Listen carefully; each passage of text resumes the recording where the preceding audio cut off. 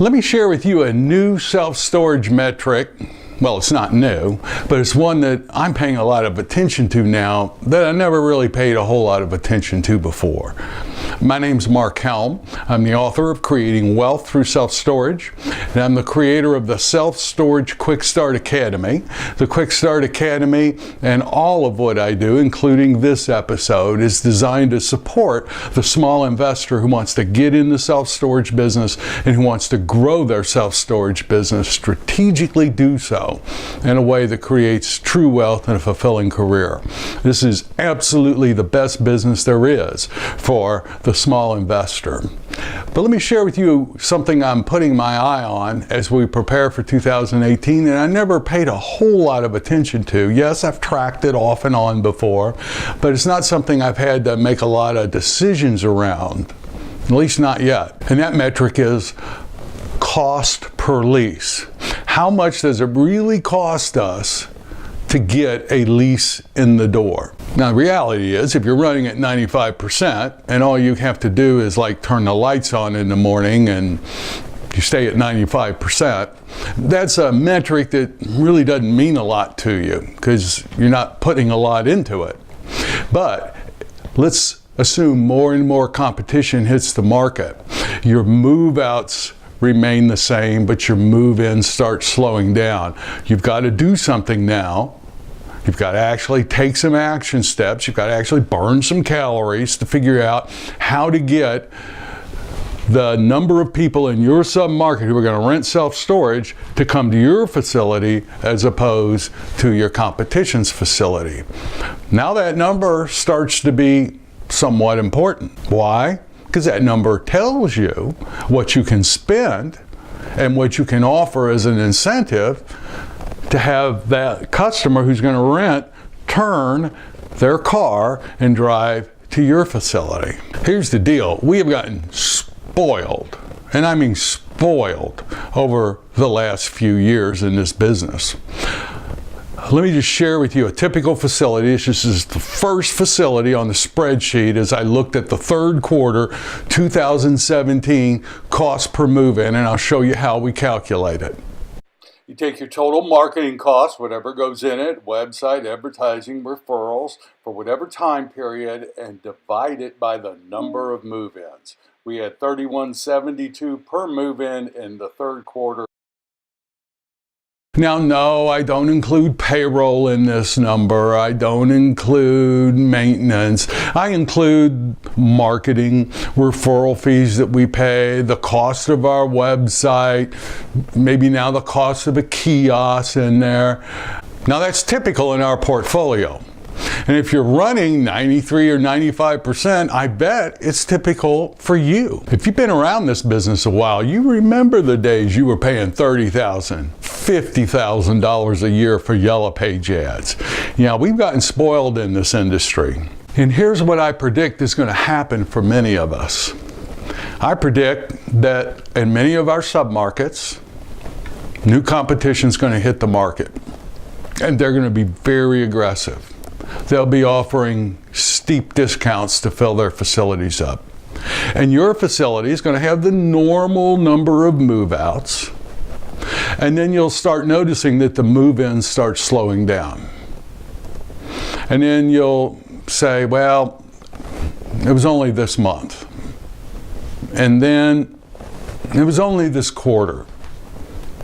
And pretty soon, you're going to say, doesn't look like this is going to stop as your occupancy goes down.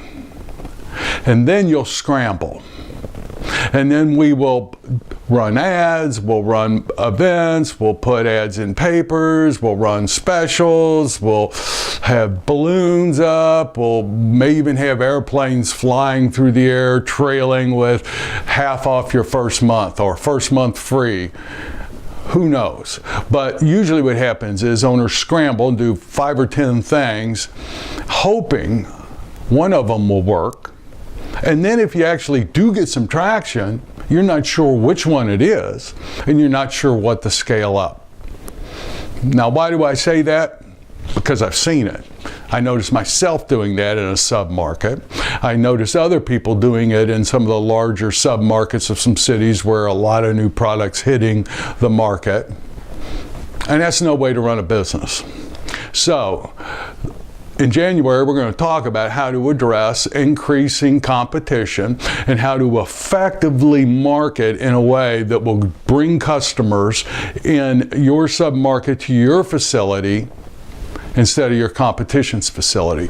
But before we get there, there's a couple of key numbers you have to know.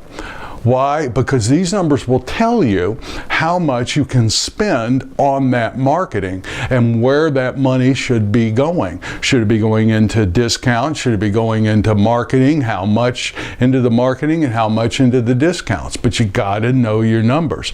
Otherwise, you could end up losing money with every rental that you do.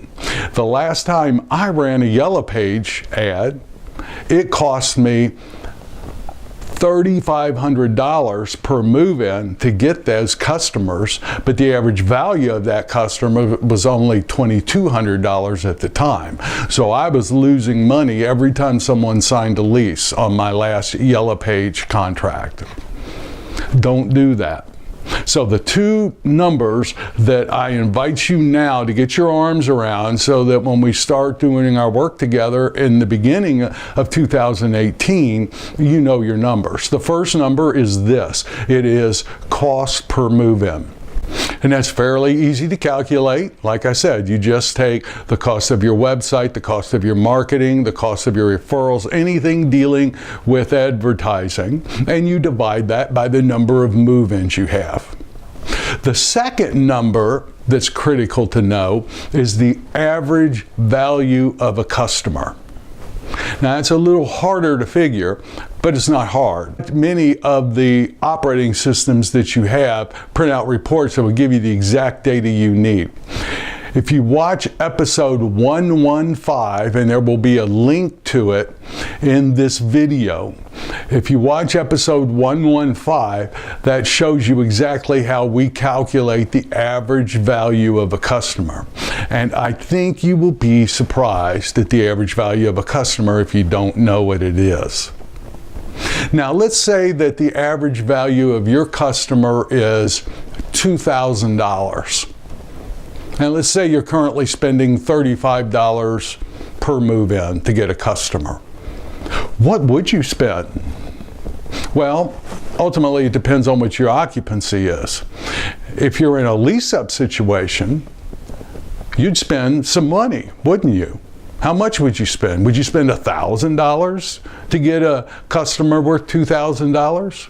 Would you spend $500? Well, those are the strategic type questions that you need to be asking yourself. And once you come up with a number, then how do you distribute that money? Those are the items that we will be discussing in the future episodes. But so that you can make strategic decisions and not just scramble and pull 5 or 6 levers and dials, hoping that something changes the direction your occupancy is going, it's important to know your number. Know these two key metrics. Know cost per lead, cost per lease, and know the average value of a customer. Get those metrics, and with those numbers, you can make some very strategic decisions that will position you to succeed in this business for the long term. Look, anybody can make money while the economy's good. The people who succeed in life are the people who run their businesses strategically and make money when things get tough. Let's be those kind of players in the self-storage industry. So thank you very much. My name's Mark Helm.